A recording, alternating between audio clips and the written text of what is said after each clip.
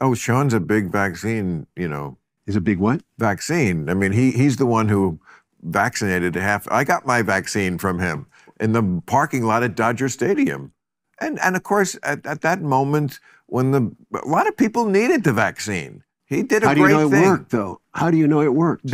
I believe that, I totally believe that if you were in bad health, the vaccine saved your life in many cases. I took the vaccine, I got the COVID. That's different. And you lived through it. And you may have not had a bad time with COVID because you had the vaccine, even though you got it. These are questions we don't know. And again, they're not political. What if it was a lab leak? What if the United States was developing right? Well, again, these pathogens to kill for military reasons? It's at least 50-50 that it was a lab leak. But I feel like as time goes by, it's tipping more and more. There's coming to one of those points where there's a consensus. Maybe we'll never get there, but I feel like it's tipping toward lab leak and not bats. It's worse than that, I think. Because what are the labs in Ukraine? What is that about? The American labs over there, as if we're dumping in Ukraine all the things that what are you talking about? American labs? The labs that we have in Ukraine, for development of research. Of what? On all kinds of research, agricultural.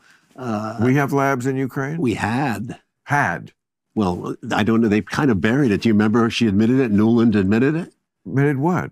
Does Ukraine have chemical or biological weapons? Ukraine has biological research facilities, which, in fact, we are now quite concerned Russian forces may be seeking to gain control of. So we are working with the Ukrainians on how they can prevent any of those research materials from falling into the hands of Russian forces should they approach. I'm sure you're aware that the Russian propaganda groups are already putting out there all kinds of information about how they've uncovered a plot by the Ukrainians to release biological weapons in the country and with NATO's coordination. If there's a biological or chemical weapon incident or attack inside of Ukraine, is there any doubt in your mind that 100% it would be the Russians that would be behind it? There is no doubt in my mind, Senator, and it is classic Russian technique to blame on the other guy what they're planning to do themselves. She said we had labs there. Why was that controversial? Well, were we making anthrax? Maybe. Maybe or new versions of it. I mean, we don't know. That's the point, Bill. It was buried. Come on. I'm surprised at you. I'm sorry. I don't know that. You're right. We all have gaps in our knowledge. If you had told us just 4 days ago that the Biden administration was funding secret biolabs in Ukraine, of all places, we would not have believed you. Yeah, I don't think we're going to put that on TV. No thanks. Then if you told us that not only did the administration fund these secret biolabs in Ukraine, but that they then failed to secure the deadly contents of those labs before the Russian invasion, an invasion they knew was coming, an invasion they helped encourage, if you had told us that 4 days ago, we'd have dismissed you as a nut. It was just too preposterous. We would not want anything to do with a story like that. There was no way it could be true. It's too far out. In any case, we already knew for a fact that that story was false. How do we know that? Because we read USA Today, America's newspaper. Within hours of the Russian invasion, USA Today published a rebuttal to all those crazies who are yammering on about secret Ukrainian biolabs. Here was the headline. Fact check! False claim of U.S. biolabs in Ukraine tied to Russian disinformation campaign. So if you look carefully at the story, and we did, because we were interested, you notice that this fact check was sourced to Ukrainian government unnamed officials and then Biden State Department officials. So these were not exactly objective sources on this subject, but still, the story seemed definitive. It was totally emphatic. Quote, Russia has teamed up with China to further amplify the false claim of U.S. labs in Ukraine. Okay, USA Today says it's Russian disinformation. Maybe it is. On to the next story. But the fact checks didn't stop. That was weird. We kept seeing the same fact check again and again. It was almost like, despite endless official clarifications, some people refused to believe the Biden administration. They preferred Russian propaganda instead. And we assume they must be QAnon members. We assume that because Foreign Policy magazine told us that. According to Foreign Policy, QAnon, whatever that is, was frantically disseminating, quote, false claims of U.S. biowarfare labs in Ukraine.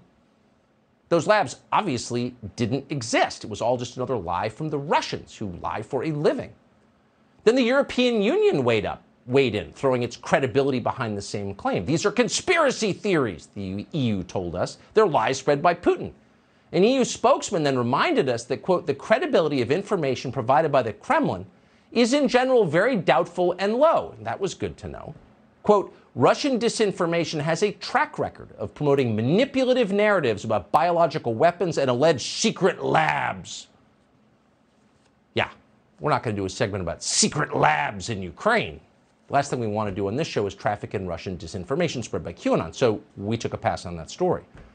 And that's where things stood until yesterday, when we happened to tune in to a hearing of the Senate Foreign Relations Committee. Toria Nuland was testifying, so we were interested.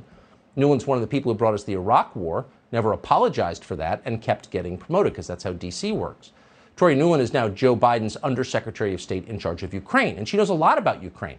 In 2014, Toria Nuland engineered a coup in Ukraine, in the name of democracy, of course. So she is a highly informed source about Ukraine. So she was having this colloquy with Senator Marco Rubio of Florida during her testimony. And at one point, Rubio took a tack that we were not expecting at all. He asked Nuland if Ukraine had biological weapons.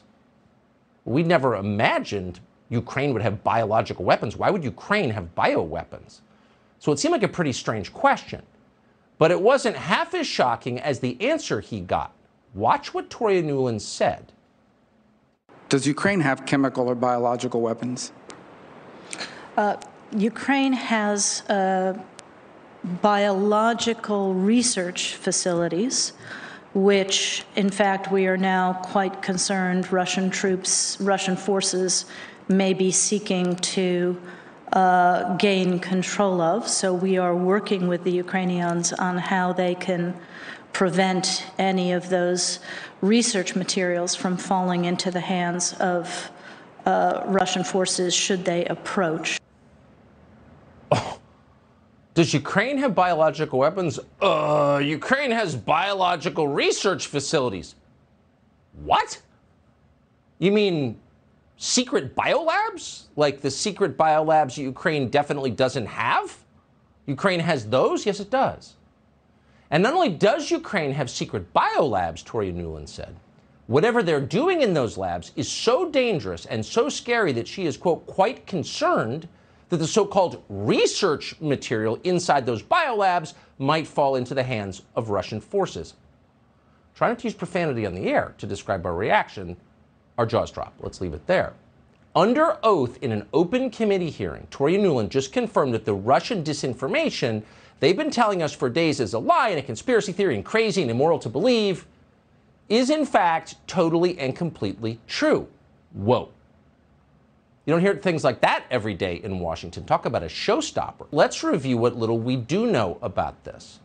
We're going to start with a spokesman for the Russian Defense Ministry on Sunday. Now, we would never do this. We never played anything like this on the show before because, of course, we're Americans and we want to know what's going on. We ask our own officials, the people we elect and whose salaries we pay, because it's our country. We don't go to foreign sources because we trust our own sources first. But when it turns out the people who represent us and run our government are lying to us and never apologize for it and doing horrific things in our names, then you have to open your mind a little bit and at least assess what other people are saying. So here was the Russian claim. Watch. During the course of the special military operation, facts were uncovered of the Kyiv regime mopping up traces of military biological program under development in Ukraine, financed by the U.S. Defense Ministry. Okay, so that apparently, we hadn't seen that until this afternoon we started poking around. That may have been the root of the conspiracy theories that the fact checks told us were Russian disinformation. Let's quote it. Military biological programs are under development in Ukraine financed by the U.S. Defense Ministry. That's the Russian claim. Separately, a Russian Foreign Ministry spokesman said the Ukrainians are working on deadly pathogens, including plague and anthrax. Is that true? Now, obviously, we would not take Russia's word for that, ever. But we don't have to take Russia's word for that. The U.S. Defense Department has a website that contains this media clip about the opening of a biological research facility in Ukraine in 2010. Quote, U.S. Senator Dick Lugar applauded the opening of the interim Central Reference Laboratory in Odessa, Ukraine this week, announcing that it will be instrumental in researching dangerous pathogens used by bioterrorists. The Level 3 Biosafety Lab will be used to study anthrax, tularemia, and Q fever, as well as other dangerous pathogens. Oh, okay. Then the National Pulse dug up a 2011 report from the U.S. National Academy of Sciences that also explained that the Odessa-based laboratory, quote, is responsible for the identification of especially dangerous biological pathogens. So what we're doing, this is not the first time you've heard this story, we are funding the creation of deadly pathogens so we can study them and prevent people from getting infected with them, maybe? There are lots of examples of this. The U.S. Embassy in Ukraine has a handy webpage explaining that American and Ukrainian scientists have worked on a whole bunch of different experiments like this.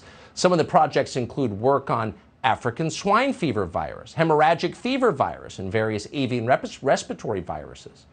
The interesting thing, the telling thing, is that the U.S. Embassy's website also contains links to fact sheets about America's support for biological research in Ukraine, but all those links are now dead. That's weird. It's our government. We pay for it. Again, they're there in our name, in the name of American citizens, but we can no longer read their webpage? How does that work exactly? They have no right to lie to us. The webpage is archived, thankfully, and the fact sheets show Defense Department funding to laboratories in Ukraine. So that looks like proof.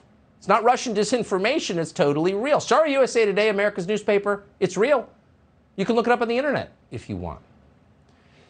In the face of that evidence, the Pentagon is still lying about it. And in fact, they're repeating the same unbelievably stupid and now thoroughly discredited lies the fact checkers have told for weeks now. Here's the spokesman for the Pentagon, John Kirby, today. The Russian accusations are absurd. They're laughable. And, in the words of my Irish Catholic grandfather, a bunch of malarkey. There's nothing to it.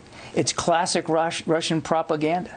And I wouldn't, if I were you, I wouldn't give it a drop of ink worth paying attention to. Yeah, but can you explain to us has there been any relationship between the? We are not developing biological or chemical weapons inside Ukraine. It's not happening. If I were you, I wouldn't devote a drop of ink to it. First of all, you didn't get to make that decision, Mr. Bureaucrat. We have a free press in this country. You don't get to decide. But you'll notice at the end of that, Kirby refuses to answer the question. Has there been a relationship between the U.S. Pentagon and a bioweapons facility in Ukraine? And if so, what is that relationship? That's Russian disinformation. What's the answer? We're not developing WMD in Ukraine right now. Okay, got it. But why are we funding this, and what exactly are we funding? We reached out to the State Department separately, and they provided us with this very carefully worded statement. Quote, the U.S. Department of Defense does not own or operate biological laboratories in Ukraine. Not that anyone said they did. Continuing the quote, Undersecretary Nuland was referring to Ukrainian diagnostic and biodefense laboratories during her testimony, which are not biological weapons facilities. What's the difference exactly? Continuing the quote, these institutions counter biological threats throughout the country. End quote. So that means nothing. You could describe our nuclear stockpile correctly as defensive. Our nuclear weapons are not designed to preemptively kill anybody. They're designed to prevent other people from killing us. But they're still nuclear weapons. So why don't you stop lying and telling us what's going on here? And why don't you more specifically tell us why you didn't secure these materials? So yes, we're funding secret biolabs in Ukraine, but they're diagnostic and biodefense laboratories that counter biological threats. Okay, if these are purely defensive labs, why was Tory and Nuland so concerned that Russians would get a hold of the materials from these facilities?